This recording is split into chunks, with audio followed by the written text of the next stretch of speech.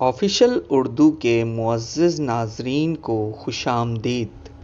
تمام سننے والے اور دیکھنے والوں کو خلوص بھرا السلام علیکم۔ بغداد کے خلفائے عباسیہ میں سے خلیفہ ہارون رشید کے زمانے میں لوگ راحت و آرام سے رہتے تھے۔ اس زمانے میں ایک مزدور تھا جو شہر کے بازاروں میں محنت مزدوری کر کے اپنی روٹی کماتا تھا۔ ایک دن معمول کے مطابق وہ صبح سویرے بازار میں مزدوری کی تلاش میں آیا۔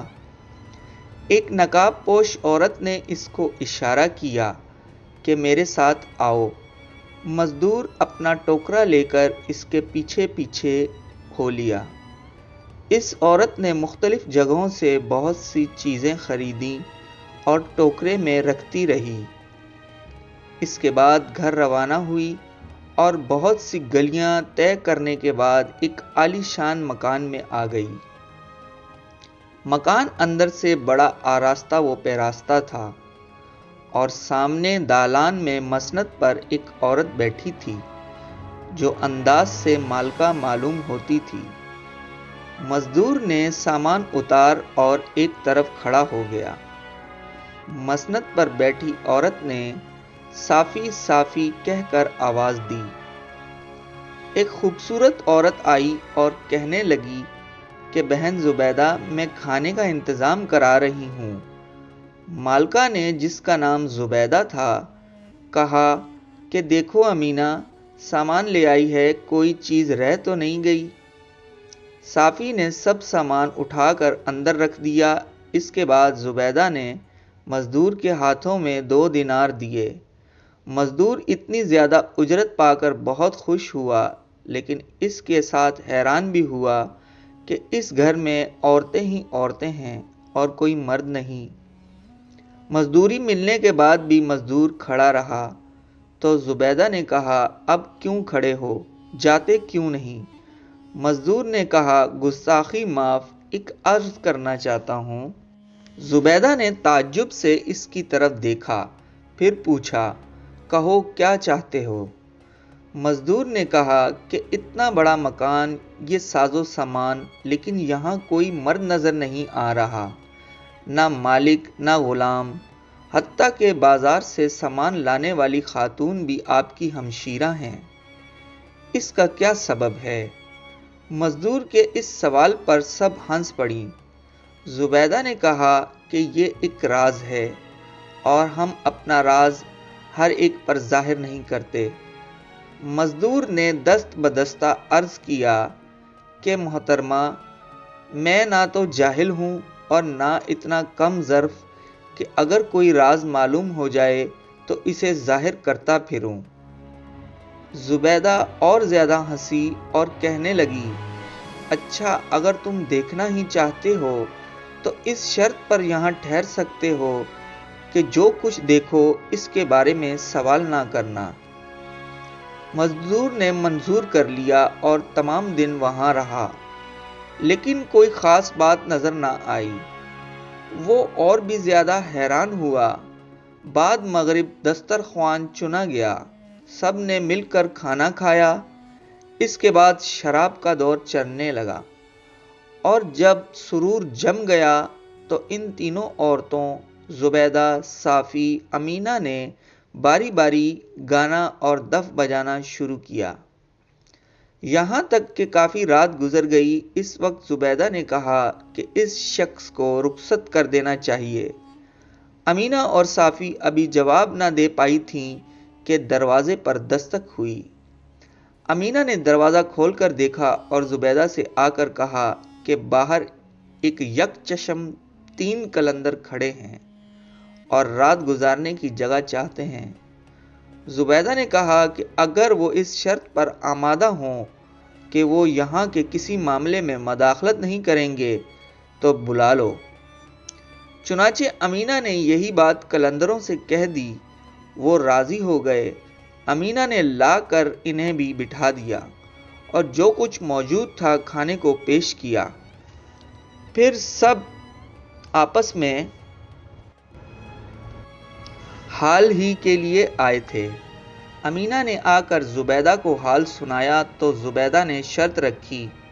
वो शर्त को मंजूर करके अंदर आ गए कि जो कुछ देखेंगे इसके बाद कुछ दरियाफ्त ना करेंगे। इस वक्त जुबैदा ने सवाल किया कि आपका कैसे आना हुआ? जाफर ने बढ़कर जवाब दिया कि हम मूसल के सौदागर हैं, एक दावत में गए थे, वहां देर हो गई। अब अगर कारवान सरान की तरफ जाते हैं तो रास्ते में मोहतसब पूछा करेंगे। यही सोचते हुए जा रहे थे कि यहाँ से आवाज़ें आईं। हम समझे अहले खाना बेदार हैं, शायद रात रहने की इजाज़त दे दें। इसी उम्मीद पर दस्तक दी और खुदा का शुक्र है कि आपने हमारी दरख्वास्त मंजूर कर ली। अमीना और साफ़ी ने शराब पेश की, लेकिन उन्होंने उज़्र किया और एक तरफ खामोशी से बैठ गए। बाकी लोग बराबर मैं नोशी करते रहे। तीनों औरतों ने जब देखा कि ये लोग आराम करेंगे तो वो उठकर बाहर हौज़ पर बैठ गईं। फिर उन्होंने मज़दूर को बुलाया और सामने 2 कुतियाँ बंधी हुई थीं, इनको लाने का हुक्म दिया। मज़दूर ने इन दोनों को लाकर सामने खड़ा कर दिया। जुबैदा उठी और चाबुक लेकर दोनों कुतियों को इतना मारा कि खून जारी हो गया और खुद थक कर चूर हो गई। इसके बाद इनको प्यार किया, जख्म धोकर बांधे और फिर वहीं पहुंचा दिया जहां से मजदूर इनको खोल कर लाया था। खलीफा हारून रशीद बहुत मुतअज्जब हुआ और चाहा कि हाल दरियाफ्त करूं, लेकिन जाफर ने इशारे से रोका। इसके बाद फिर तीनों औरतें गाने बजाने लगीं। अमीना ने एक गज़ल शुरू की और बहुत पुरदर्द लहजे में गाने लगी, यहाँ तक कि जुबैदा वजद में आ गई और अपने तमाम कपड़े फाड़ डाले और पीठ नंगी हुई। खलीफा ने देखा कि इस पर ताज़ियाने के निशान हैं। इसके बाद अमीना ने एक गज़ल गाई तो यही हाल साफ़ी का हुआ। इसकी कमर पर भी ताज़ियाने के निशान था। खलीफा और भी हैरान हुआ कि माजरा क्या है। जाफर ने कहा कि सुबह तक सब्र फरमाइए, वादा खिलाफी मुनासिब नहीं, कल दरबार में तलब करके सब हाल दरियाफ्त फरमाइएगा। इतने में वो तीनों कलंदर बोले कि इस अजीब मंजर को देखने से तो ये बेहतर है कि रात किसी जंगल में गुजार लेते। बादशाह ने इनसे पूछा कि क्या तुम अहले खाना नहीं हो? कलंदर बोला कि नहीं, खलीफा ने सोचा कि शायद वो मालिक खाना होगा जो कुतियों को लाया था, चुनाचे इसको बुला कर दरियाफ्त किया। वो कहने लगा, मैं भी आप ही की तरह अजनबी हूँ। खलीफा हारून रशीद का इस्तिजाब इतना बढ़ गया था कि इसमें ज़ब्त की ताकत ना रही। चुनाचे इसने मजदूर से कहा कि तुम दरियाफ्त हाल करो। मजदूर जुबैदा की तरफ मुतवज्जो हुआ और कहने लगा कि ये सब लोग बेहद हैरान हैं कि आपने कुतियों को क्यों मारा और फिर प्यार किया, और आपके और आपकी हमशीरा के जिस्म पर ताज़ियानों के निशानात कैसे हैं, और अशार सुनकर आप इस कदर बेकाबू व बेकरार क्यों हुई? जुबैदा ने सबको मुखातिब करके पूछा कि ये मजदूर जो कुछ कह रहा था सही है कि आप हमारे हाल दरियाफ्त करना चाहते हैं? सब ने यक ज़ुबान होकर कहा, बेशक हम असल राज मालूम करने के मुश्ताक हैं। लेकिन जाफर खामोश रहा। जुबैदा ने इनकी तरफ गज़बनाक निगाहों से देखा, फिर बोली कि तुम लोगों ने अपना अहद तोड़ दिया और शरीफ आदमी इसको पसंद नहीं करता कि अहद शिकनी करे। अब इसकी सज़ा भुगतो। ये कहकर इसने ज़ोर से ज़मीन पर पैर मारा।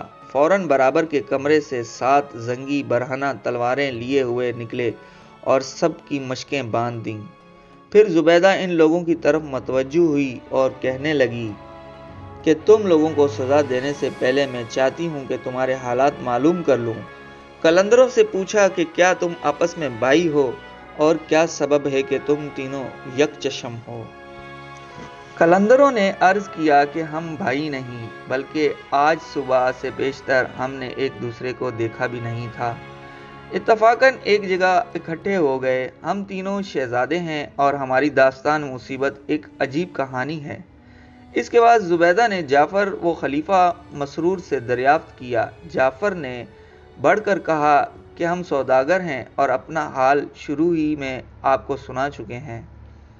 زبیدہ نے غلاموں کو حکم دیا کہ ان کی مشقیں کھول دو، لیکن ان کی حفاظت کرتے رہو کہ یہ کوئی گستاخی نہ کر سکیں۔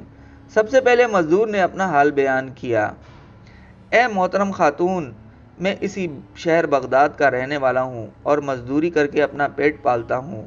آج صبح آپ کی ہمشیرہ نے بازار سے کچھ سامان خریدا اور میرے سر پر رکھوا کر یہاں لائیں۔ باقی حال آپ کے سامنے گزر ہی چکا ہے۔ زبیدہ نے یہ سن کر حکم دیا کہ اچھا تو فوراً یہاں سے نکل جاؤ۔ مزدور ہاتھ باندھ کر بولا کہ تعمیر ارشاد میں عذر نہیں، تاہم اتنی رعایت چاہتا ہوں کہ ان لوگوں کا حال سن لوں۔ قلندروں میں سے ایک قلندر آگے بڑھا اور اپنا حال یوں بیان شروع کیا۔ میں ایک بادشاہ کا لڑکا ہوں۔ میرے چچا بھی ایک علاقے کے حاکم تھے۔ مجھے چچا کے یہاں جانے کا بہت کم اتفاق ہوا تھا، مگر ایک مرتبہ میں اپنے والد سے اجازت لے کر چچا کے یہاں گیا۔ وہاں میرے چچا بھائی نے بہت آؤ بھگت کی۔ وہ میرا ہی ہم عمر تھا۔ چند روز میں ہم بے تکلف دوست بن گئے۔ ایک روز میرا بھائی کہنے لگا کہ مجھے تم سے ایک ضروری کام ہے۔ اگر تم قسم کھاؤ کہ کسی سے ظاہر نہیں کرو گے تو میں تم سے کہوں گا کہ میں چونکہ اس سے کافی مانوس ہو چکا تھا اس لیے بے تکلف قسم کھائی۔ وہ کہنے لگا کہ اچھا تم یہیں ٹھہرو، میں ابھی آتا ہوں۔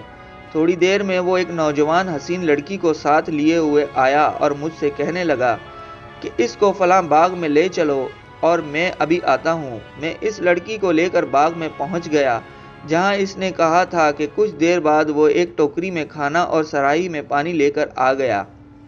پھر اس نے ایک جگہ سے زمین کھودنی شروع کی۔ کچھ کھدائی کے بعد ایک دروازہ نمودار ہوا۔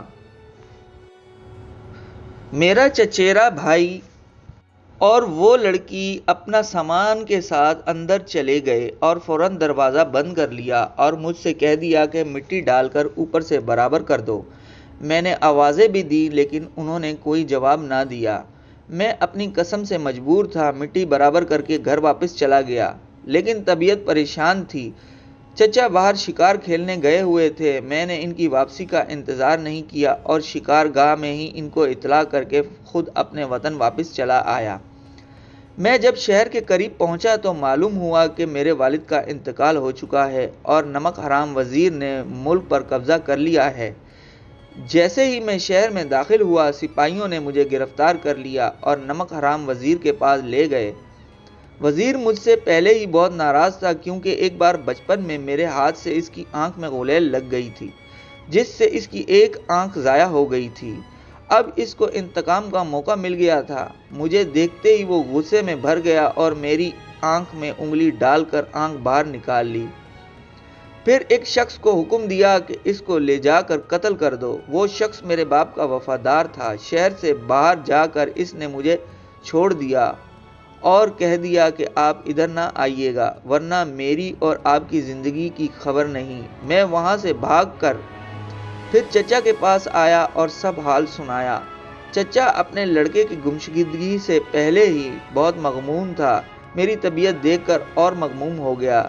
اس وقت میں نے یہ سب مناسب سمجھا کہ انہیں ان کے بیٹے کا اصل قصہ سنا دوں تاکہ ان کو کچھ تسلی ہو۔ چنانچہ میں نے اپنی قسم توڑ دی اور سب واقعہ چچا سے بیان کر دیا۔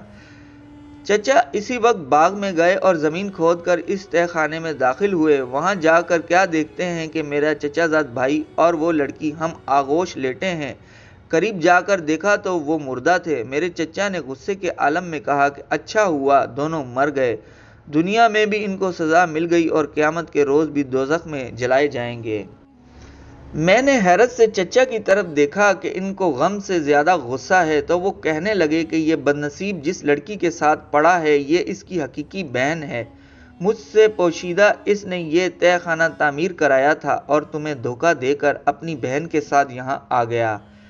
اس کے بعد ہم وہاں سے واپس چلے آئے۔ ابھی چند روز بھی آرام سے نہ رہنے پائے تھے کہ وہی نمک حرام وزیر فوج جمع کر کے میرے چچا کے ملک پر چڑھ آیا۔ ہمارے پاس ساز و سامان بہت کم تھا، فوج بھی زیادہ نہ تھی، اس لیے شکست کھائی۔ میرے چچا بھی لڑائی میں کام آ گئے۔ مجبوراً مجھے وہاں سے نکلنا پڑا۔ اب دنیا میں کوئی ٹھکانہ نہ تھا۔ میں نے قلندرانہ وضع اختیار کر لی اور جگہ جگہ پھرنے لگا۔ چنانچہ آج بھی میں بغداد میں پہنچا تھا اور ان دونوں قلندروں سے بھی آج ہی ملاقات ہوئی تھی۔ یہ قصہ سن کر زبیدہ نے اس کو چھوڑ دیا۔ وہ قلندر بھی ایک سمت کھڑا ہو گیا تاکہ باقی لوگوں کی داستان سن سکے۔ اب دوسرا قلندر اٹھا اور اس نے اپنا قصہ سنانا شروع کیا کہ میں ایک بادشاہ کا لڑکا ہوں۔ میرے والد نے میری تعلیم کے لیے لائق اتالیق مقرر کیے اور میں مدت تک ان سے ہر قسم کے علم و فنون سیکھتا رہا۔ قرب و جوار میں میرے قابلیت کی شہرت ہو گئی اور سب بادشاہ مجھے عزت کی نظر سے دیکھتے رہے۔ ایک بار ہندوستان کے ایک راجہ نے مجھے اپنے یہاں مدعو کیا۔ میں کچھ آدمی ساتھ لے کر سفر پر روانہ ہو گیا۔ راستے میں قزاقوں کے گروہ نے ہمیں گھیر لیا۔ آپس میں بڑی زوردار جنگ ہوئی۔ گو ہم بہت بہادری سے لڑے اور جم کر مقابلہ کیا، لیکن ہماری جمعیت بہت کم تھی اور قزاقوں کا گروہ بہت زیادہ تھا۔ میرے سب ملازم ایک ایک کر کے مارے گئے اور میں بھی زخموں سے چور ہو کر گر گیا۔ قزاقوں نے ہمارا سب مال لوٹ لیا اور مردہ سمجھ کر مجھے چھوڑ گئے۔ جب مجھے ہوش آیا تو اپنے زخم باندھ کر بمشکل چلا۔ راستے میں کوئی آبادی نہ ملی۔ مجبوراً درختوں کے پتے اور جنگلی پھل کھا کر بسر اوقات کر رہا تھا۔ اسی طرح گرتا پڑتا کئی روز بعد ایک شہر میں پہنچا۔ میں بازار سے گزر رہا تھا کہ ایک درزی نے میری خستہ حالی دیکھ کر مجھے اپنے پاس بلایا اور سب حال سنا اور کہنے لگا تم میرے ساتھ رہو، لیکن کسی سے اصلیت ظاہر نہ کرنا، کیونکہ یہاں کا بادشاہ تمہارے والد کا دشمن ہے، کہیں تمہیں قید نہ کر لیا جائے۔ میں درزی کے گھر رہنے لگا۔ جب زخم اچھے ہو گئے تو میں نے سوچا کہ خود محنت کر کے گزر اوقات کرنی چاہیے، دوسرے پر اپنا بوجھ ڈالنا مناسب نہیں۔ چنانچہ میں جنگل میں جانا اور لکڑیاں کاٹ کر لاتا اور ان کو بازار میں فروخت کر دیتا۔ ایک روز میں لکڑیاں کاٹ رہا تھا کہ ایک بہت پرانے درخت کے نیچے مجھے لوہے کا کنڈا نظر آیا۔ میں سمجھا کہ ممکن ہے کوئی دفینہ ہو۔ چنانچہ میں نے وہاں کی مٹی ہٹائی تو ایک دروازہ نظر آیا۔ میں جھک کر اس کے اندر چلا گیا۔ رسی اور کلاہڑی میرے ہاتھ میں تھی۔ تھوڑی دور آگے بڑھا تو عالی شان محل نظر آیا۔ اس کے دروازے میں ایک خوبصورت عورت کھڑی۔ وہ مجھے دیکھ کر پوچھنے لگی کہ تو کون ہے اور یہاں کس طرح آیا؟ میں نے اس کو سب قصہ سنا دیا۔ وہ کہنے لگی خدا کا شکر ہے، آج مدت بعد میں نے انسان کی شکل دیکھی ہے۔ پھر اپنا حال سنانے لگی کہ ایک جن مجھے گھر سے اٹھا لایا اور یہاں لا رکھا ہے۔ 9 روز تو وہ کہیں باہر رہتا ہے اور 10ویں روز میرے پاس آتا ہے۔ صرف ایک دن رہ کر چلا جاتا ہے۔ تم میرے پاس رہو، تنہائی میں بڑی پریشان ہوں۔ ہر 10ویں روز تم باہر جایا کرنا اور 9 روز میرے پاس آرام سے رہنا کرنا۔ یہاں کسی چیز کی کوئی کمی نہیں۔ اس کے بعد اس نے مجھے عمدہ لباس دیا۔ میں نے غسل وغیرہ کیے اور کپڑے پہن کر عمدہ قسم کے پھل اور کھانے کھائے۔ غرض اس طرح رہتے ہوئے مجھے 4 روز گزر گئے۔ 5ویں روز حسینہ کے سرہانے مجھے ایک آئینہ نظر آیا۔ میں نے دریافت کیا کہ یہ کیا ہے؟ وہ کہنے لگی کہ یہ طلسم ہے۔ جب مجھے جن کو بلانا ہوتا ہے تو میں اسے ہاتھ لگا دیتی ہوں اور جن آ جاتا ہے۔ میں نے اپنے دل میں خیال کیا کہ اگر آئینہ کو توڑ دیا جائے تو یقیناً وہ جن مر جائے گا یا اس کو ایسا صدمہ ضرور پہنچے گا کہ وہ اس عورت پر قابو نہ رکھ سکے گا اور ہم دونوں یہاں سے آزاد ہو جائیں گے۔ میں نے موقع پا کر اس طلسم کو توڑ دیا۔ عورت بولی بہت برا ہوا، اب فوراً یہاں سے نکل جاؤ، جن آتا ہی ہوگا، وہ دونوں کو زندہ نہیں چھوڑے گا۔ میں وہاں سے بھاگا لیکن جلدی میں اپنی رسی اور کلاڑی وہیں بھول گیا۔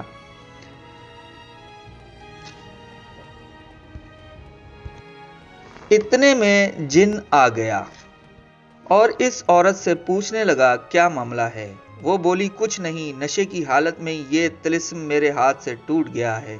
جن نے رسی اور کلاڑی دیکھ کر غصے میں بھر کر پوچھا کہ یہ کہاں سے آئی؟ وہ عورت کہنے لگی مجھے معلوم نہیں۔ جن نے کہا تو جھوٹ بولتی ہے، یقیناً یہاں کوئی آدم زاد آیا ہے، اور اس کو مارنے لگا۔ میں دروازے کے پاس چھپا ہوا سب کچھ دیکھ رہا تھا۔ اب مجھ سے صبر نہ ہو سکا۔ میں نے اپنے کپڑے اتار کر ایک طرف ڈال دیے اور بھاگ کر اس درزی کے مکان میں چھپ گیا۔ مجھے آئے ہوئے زیادہ دیر نہیں گزری تھی کہ درزی اندر آیا اور کہنے لگا کہ تمہیں ایک بوڑھا بلاتا ہے اور تمہاری کلاڑی جو تم جنگل میں بھول آئے تھے لایا ہے۔ یہ سن کر میں ڈر گیا، لیکن اتنی میں دیر میں وہ بوڑھا خود ہی اندر چلا آیا اور میرا ہاتھ پکڑ کر آسمان کی طرف اڑ گیا، پھر اسی مکان میں لایا جہاں میں اور وہ عورت 4 دن تک رہے تھے۔ اس کے بعد عورت کی طرف متوجہ ہو کر کہنے لگا، یہ ہے تمہارا وہ عاشق۔ وہ بولی کہ میں اس کو جانتی بھی نہیں ہوں کہ یہ کون ہے۔ جن نے کہا، اگر تو سچی ہے تو میرے سامنے اپنے ہاتھ سے اسے قتل کر۔ عورت بولی کہ اول تو مجھ میں اٹھنے کی تاب ہی نہیں، اور اگر اٹھوں بھی تو ایک بے گناہ کو کیوں قتل کروں۔ پھر جن مجھ سے کہنے لگا، اچھا تم اس کو قتل کرو تاکہ مجھے یقین آ جائے کہ تمہارا اس سے کوئی تعلق نہیں۔ میں نے کہا، آپ ہی غور کیجئے، ایک بے گناہ عورت کو قتل کر کے میں اپنی عاقبت کیوں خراب کروں۔ جن غصے کی حالت میں تھا، اس نے تلوار اٹھا کر پہلے تو اس عورت کے ہاتھ کاٹے اور پھر گردن اڑا دی، اور پھر مجھ سے کہنے لگا، کیونکہ تمہارا جرم مشتبہ ہے اس لیے قتل تو نہیں کرتا، لیکن تمہیں بندر بنائے دیتا ہوں تاکہ احتیاط کرو۔ میں بہت چیخا، رویا، پیٹا، مگر اس نے ایک نہ سنی اور مجھے بندر بنا کر نکال دیا۔ میں 1 مہینے تک ادھر ادھر پھرتا رہا، آخر ایک دن کنارے دریا کے پاس پہنچ گیا جہاں سے جہاز کسی سمت سفر کرنے کو تیار تھا۔ میں بھاگ کر جہاز میں سوار ہو گیا۔ اہل جہاز مجھے مارنے دوڑنے میں پریشانی کی حالت میں جگہ جگہ سر چھپاتا پھرتا تھا۔ شور و غل سن کر کپتان آ گیا، میں اس کے قدموں میں لپٹ گیا۔ اس کو میری حالت پر رحم آیا اور مجھ کو اپنے پاس رکھ لیا۔ جہاز کچھ دن سفر کرتا رہا، اسی دوران میں نے کسی کو پریشان نہیں کیا بلکہ جہاز کے کپتان کی خدمت کرتا رہا۔ آخر جہاز کسی بندرگاہ پر پہنچا اور وہیں لنگر ڈال دیے۔ ابھی لوگ جہاز سے اترنے نہیں پائے تھے کہ کچھ لوگ آ گئے وہاں بادشاہ کی طرف سے۔ جہاز پر آئے اور کہنے لگے، ہمارے ملک کا وزیر مر گیا ہے اور بادشاہ نے حکم دیا ہے کہ میں اپنا وزیر اس شخص کو مقرر کروں گا جو پہلے وزیر اعظم کی طرح خوشنویس ہوگا۔ اس لیے آپ میں اگر کوئی صاحب اچھا لکھنا جانتا ہے تو ہمارے ساتھ چلیں اور بادشاہ سے ملیں۔ یہ کہہ کر ان لوگوں نے کچھ کاغذ قلم دوات نکالی تاکہ اگر کوئی شخص چلنے کو تیار ہو تو پہلے اس کا ابتدائی رسم الخط دیکھ لیا جائے۔ میں یہ کارروائی دیکھ رہا تھا، میں نے اچک کر ان کے ہاتھ سے کاغذ لے لیا اور ایک طرف ہو کر کھڑا ہو گیا۔ وہ سمجھ گئے کہ اب یہ کاغذ پھاڑ دے گا، اس لیے مجھے مارنے دوڑنے لگے، لیکن کپتان جو میرے خصائل سے واقف ہو گیا تھا کہنے لگا، صبر کرو اور دیکھو یہ کرتا کیا ہے۔ میں نے قلم اور دوات لی اور بیٹھ کر اطمینان سے اس کاغذ پر چند شعر لکھے۔ سب لوگ میری حرکتوں پر حیران تھے۔ میں نے وہ کاغذ بادشاہ کے کارندے کو دے دیا۔ وہ میری خوش قسمتی دیکھ کر انگشت بندہ رہ گئے اور مجھے لے کر بادشاہ کی خدمت میں حاضر ہوئے اور کل ماجرا بیان کیا۔ بادشاہ بہت خوش ہوا اور مجھے اپنے پاس رکھ لیا۔ میں نے بادشاہ کی شان میں کچھ قصیدے لکھے اور پیش کیے۔ دربار کے سب آداب تعظیمات میں اسی طرح بجا لاتا تھا جیسے درباری لوگ ادا کرتے تھے۔ بادشاہ اور سب لوگ میری حرکتوں سے متعجب تھے۔ ایک روز بادشاہ مجھے اپنے ساتھ زنانہ خانہ میں لے گیا تاکہ خواتین کو بھی میرے کمالات دکھائیں۔ جس وقت میں اندر گیا تو شہزادی نے فوراً پردہ کر لیا اور باپ سے کہنے لگی، آپ نیا محرم کو کیوں گھر میں لا رہے ہیں؟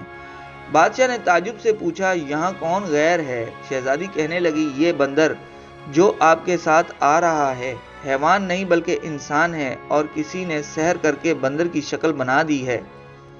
بادشاہ نے کہا، کیا تم اس کو اصلی حالت میں لا سکتی ہو؟ شہزادی کہنے لگی، جی ہاں۔ بادشاہ بولا، پھر کوشش کرو۔ شہزادی نے اسی وقت ایک حصار بنایا، اس میں بیٹھ کر کچھ پڑھنا شروع کر دیا۔ تھوڑی دیر میں ایک غبار سا چھا گیا اور اس کے بعد وہی جن سامنے آ کھڑا ہوا جس نے مجھے بندر بنایا تھا۔ شہزادی نے کہا جن سے کہ ملعون تم نے وہ قسم توڑ دی جو حضرت سلیمان علیہ السلام کی کھائی تھی اور پھر شرارت شروع کر دی۔ وہ جن کچھ نہ بولا اور شیر کی شکل بن کر شہزادی پر حملہ آور ہوا، لیکن شہزادی پہلے ہی تیار تھی۔ اس نے فوراً تلوار سے اس کی گردن الگ کر دی۔ اس کے بعد وہ بچھو کی شکل میں سامنے آیا۔ شہزادی سانپ بن کر لڑنے لگی، بچھو عقاب بن کر اڑنے لگا تو شہزادی عقاب سیاہ بن کر پیچھے چلی۔ دونوں نظروں سے پوشیدہ ہو گئے۔ تھوڑی دیر بعد زمین شک ہوئی اور اس میں دو بلیاں لڑتی ہوئی نکلی۔ یکایک ایک بلی بھیڑیا بن کر دوسری پر جھپٹی۔ وہ بلی ایک چھوٹا سا کیڑا بن کر قریب پڑے ہوئے انار میں گھس گئی۔ وہ انار اوپر اٹھنا شروع ہو گیا۔ بھیڑیے نے پنجہ مارنا، انار زمین پر گرا اور ٹوٹ کر دانے بکھر گئے۔ بھیڑیا مرغ بن کر سب کو کھا گیا، صرف ایک دانہ حوض میں گر گیا اور مچھلی بن کر تیرنے لگا۔ مرغ بھی ناکو بن کر حوض میں کود پڑا۔ پھر معلوم نہیں کیا ہوا، صرف اتنا ہی نظر آیا کہ تمام حوض کا پانی متلاطم ہے۔